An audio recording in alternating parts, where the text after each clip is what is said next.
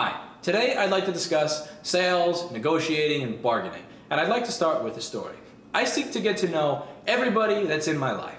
Not just my coworkers, my family, my friends, but rather, I even want to get to know the guy who does my laundry, who makes a minimum wage. I want to get to know the person that stocks the shelves at my grocery store. And I'm not just going to say hi and bye. I may ask a question every now and then or start a conversation because I just like talking to new people. Now, the other day, I'm going to the grocery store, and I go there because I need to buy a couple of things, and one of them is a new mouthwash.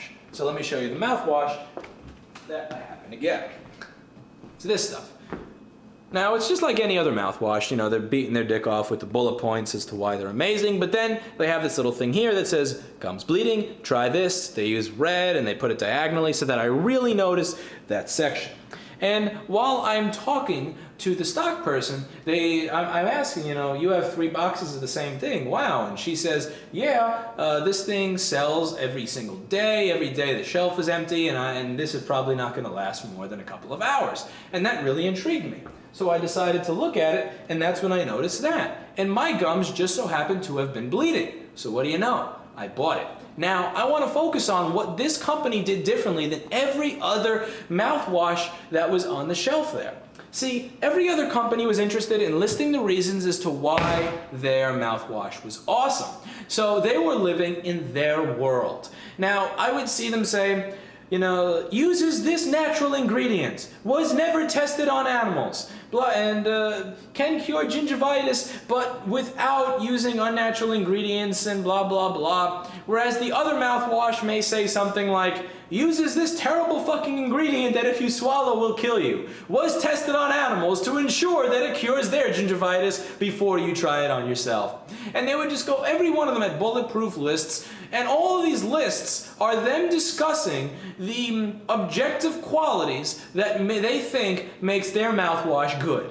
Whereas this mouthwash here is not talking about the objective qualities that makes it good at the expense of everything else. Rather, they're talking about my problem. They're invested in my world. Now, they don't have a lot of space here, but it says, are your gums bleeding? Try this. Great. So now they're in my world. I am ignoring everybody else because they're the only one that managed to actually focus on my world. They're the only one that happened to focus on my problem. So what do you think I did? I bought it. This could be Shrek's fucking piss with orange flavoring, and I'm going to continue to buy it thanks to that excellent marketing that they did. And I want to talk about why this is important.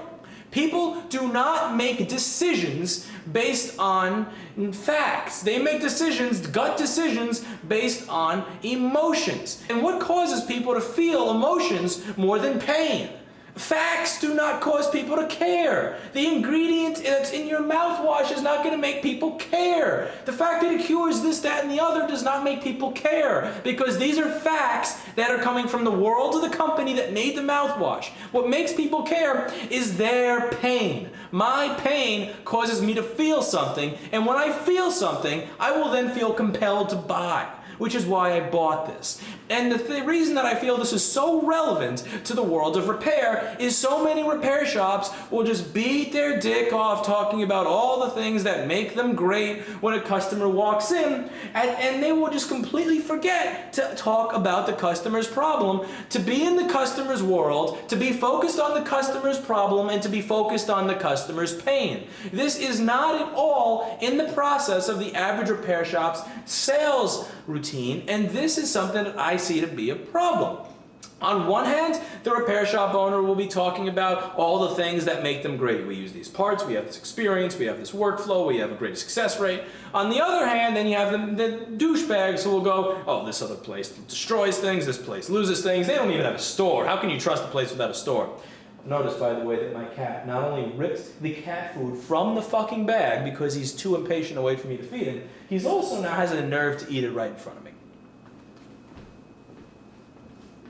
Apparently not. Continuing. They will, regardless of which sector they're in, they're focusing on what makes them great or what makes somebody else worse. They're not focusing on what they should focus on, which is the customer's problem and the customer's vision of their own pain, so that you can get them to make a proper decision.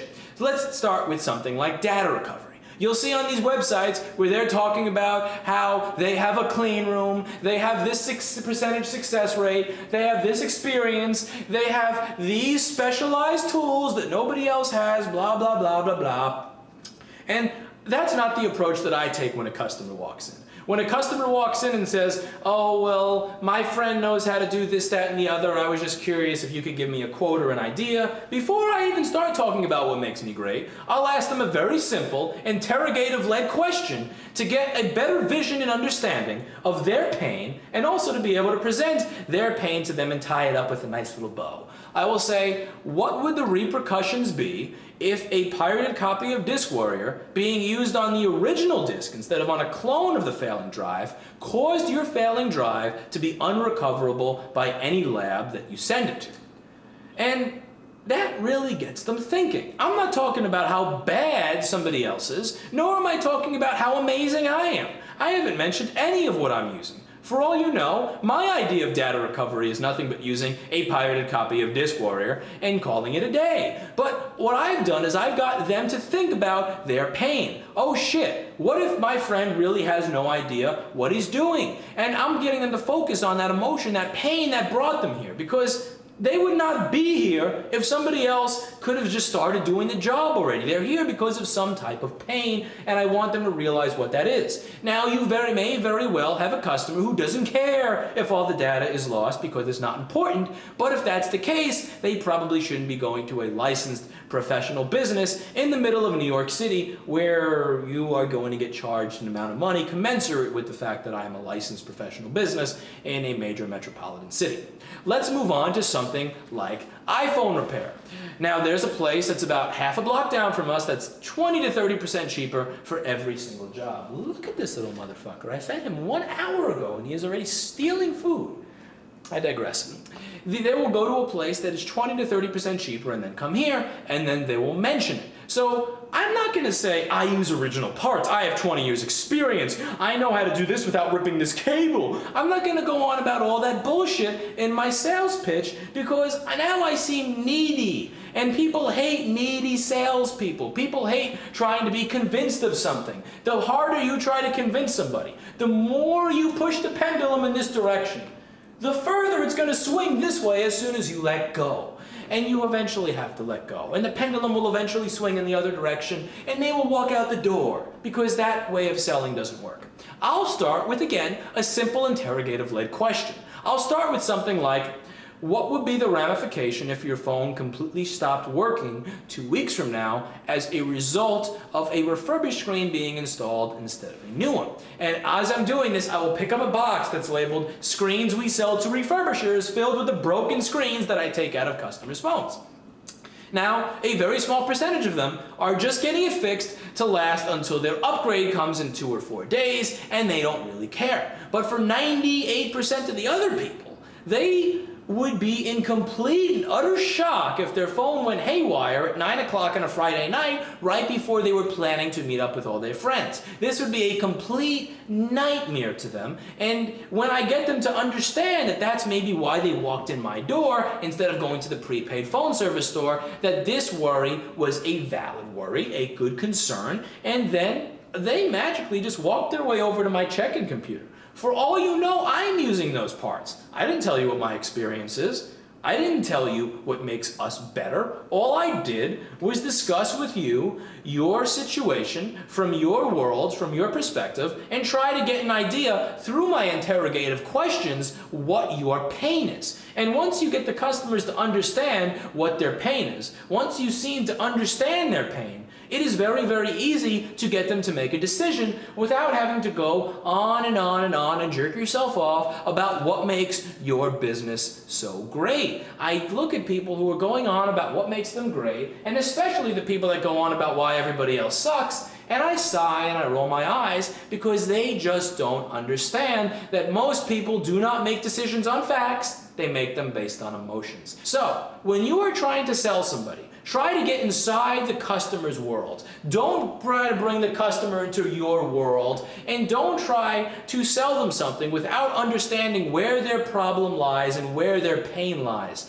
If you don't acknowledge that, you're not going to be able to sell people very well. I am a terrible, terrible salesperson. I am a terrible, terrible people person. I don't get along with a lot of people. I'm not friendly and cuddly. I'm not always very nice or professional. And I often am selling companies on services and parts while acting unprofessional, while cursing, and while wearing a $5 Fruit of the Loom shirt. And the way I'm able to do this effectively is by focusing on their world, focusing on their problems, and focusing on their pain before focusing on my nonsensical facts. I want your parts and services to fly off the shelf at your store as fast as this mouthwash flies off the shelves at the Union Square Whole Foods. And hopefully, if you take this into account when selling, it will.